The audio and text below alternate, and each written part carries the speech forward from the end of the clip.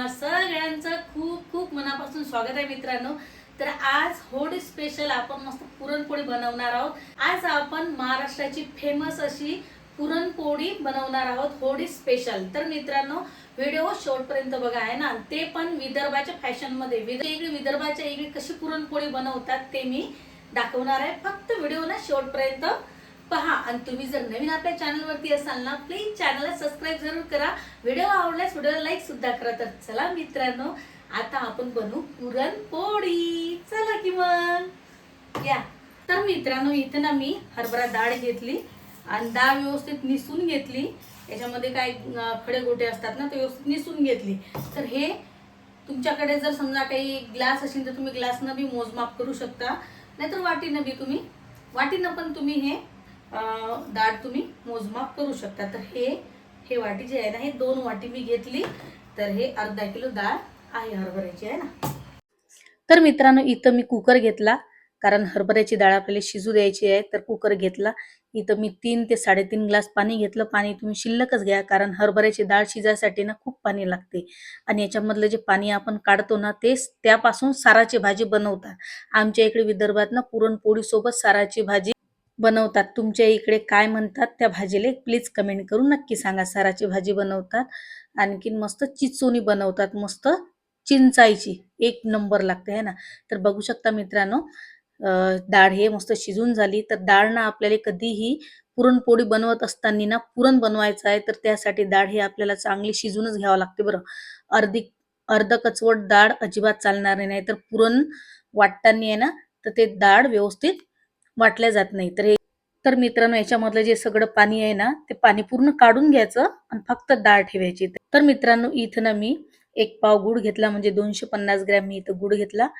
आणि गूळ हा व्यवस्थित विरघळेपर्यंत हे मस्त पुरण आपल्याला करून घ्यायचं आहे। तर मित्रांनो या गुळाचं ना पाणी सुटत असते आहे ना या डाळीले, तर घाबरायची काही गरज नाहीये। ते पाणी व्यवस्थित हे होऊन जाते। तर फ्लेवर नुसार मस्त चव आली पाहिजे म्हणून मी थोडीशी 3 ते 4-5 विलायची टाकली इथं। तर बघू शकता मित्रांनो पाणी सुटलं। आता या गुळानं पाणी सोडलं, तर आता हे पाणी आटेपर्यंत आपले पुरण व्यवस्थित घोटून घ्यायचं आहे। तर तुम्ही बघू शकता मित्रांनो, अजिबातही याच्यामध्ये पाणी नाही, पूर्ण पाणी आटलं।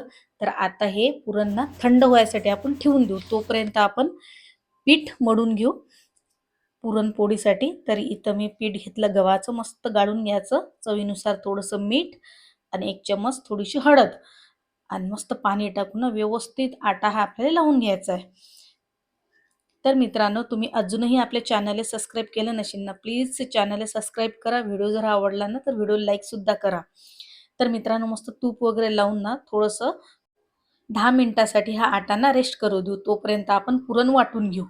तर मित्रांनो होळीच्या दिवशी पुरणपोळी म्हणजे गोडवा आणि परंपरेचं सुंदर नातं म्हणजे पुरणपोळी। तर आपल्या महाराष्ट्रात कोणताही सण असो, तर आपल्या घरी फक्त पुरणपोळीच बनणार आहे ना। तर अशी ही आपल्या महाराष्ट्राची संस्कृती आहे।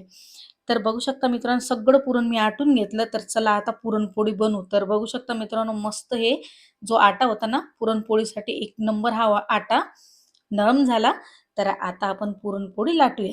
तर मित्रांनो पुरणपोळी लाटायची असली ना, तर जो आटा असते ना, आट्यापेक्षाही जास्त आपल्याला पुरण भरायचं आहे। तर तुम्ही बघू शकता मित्रांनो अशी वाटी करून घ्यायची आहे आणि अशी वाटी केल्यानंतर आहे ना, पुरण हे जास्तच घ्यावं लागते। पुरण जास्त घेतलं म्हणजे इव्हनली पूर्ण या पोळीच्या अंदर होऊन जाते। जे बी नवशिक्या पोरी आहेत ना, नवीन लग्न झाले, तर खास हा व्हिडिओ तुमच्यासाठी आहे। कारण हा व्हिडिओ जर तुम्ही पाहिला ना मैत्रिणींनो, तर तुम्ही सहज पुरणपोळी बनवू शकता। अगदी 10 वर्षाची पोरगी सुद्धा पोळी बनवू शकते। तर असा मस्त लोढी करून घ्यायची आणि मेन म्हणजे असं दोन्ही हातामध्ये असं व्यवस्थित चकली करून घ्यायची, ताकी हातावरच आपली थोडीफार मोठी अशी पुरणपोळी तयार होते। थोडंसं पीठ टाकून ना व्यवस्थित असं हलक्या हातानं मस्त ही पुरणपोळी मस्त लाटून घेऊ। तर मित्रांनो पहिले ना जे काटं असतात ना, त्या काटाच्या साईडनं ही पुरणपोळी लाटून घ्यायची आहे, ताकी हे पुरण आहे ना पूर्ण पुरण हे या पोळीमध्ये चारी बाजूनं असं लागून जाणार आहे ना, त्यासाठी व्यवस्थित हे लाटून घ्यायचं आहे। तर आपली ही पोळी लाटून झाली। तर आता मस्त तावा गरम झाला, म्हणजे थोडासा कोमट असा तावा गरम करावा लागते बरं। जास्त तावा गरम करायची गरज नाही, नाहीतर पोळी हे जळून जाते। तर तूप मस्त टाकलं। तूप टाकल्यानंतर पोळी टाकून घ्यायची। एकदम स्लो फ्लेमवर हे पुरणपोळी शेकून घ्यायची। तर अलटी-पलटी करून हे मस्त पुरणपोळी शेकून घ्यायची आणि उलटताना ना थोडंसं हलक्या हातानं उलटा आणि सावकाश उलटा, ताकी ही पुरणपोळी ना लय नाजूक असते, ते फुटू शकते. तर त्यासाठी ना हलक्या हातानं तुम्ही उलटा. तर अलटी-पलटी करून मस्त तूप वगैरे लावून ही पुरणपोळी तयार झाली. बघू शकता मित्रांनो, काय जबरदस्त अशी टमटम अशी फुगुने नरम लसलस अशी पुरणपोळी तयार झाली. तर अशाच मस्त सगळ्या पुरणपोळ्या तयार करून घ्यायच्या आहेत. तर तुम्ही बघू शकता मित्रांनो, एकदम नरम लसलस, अगदी कापसाच्या बोंडासारखी मस्त मऊ-मऊ, गुबगुबीत अशी ही पुरणपोळी तयार झाली मित्रांनो. तर अशा प्रकारे सगळ्या पुरणपोळ्या मी करून घेतल्या. तुम्ही बघू शकता काय जबरदस्त हे पोळ्या झाल्या ना, क्या बात! एक नंबर आहे ना. तर मित्रांनो, अशा पुरणपोळ्या करायच्या जर असतील ना, तर तुम्ही आपला हा व्हिडिओ पहा. एक नंबर व्हिडिओ आहे.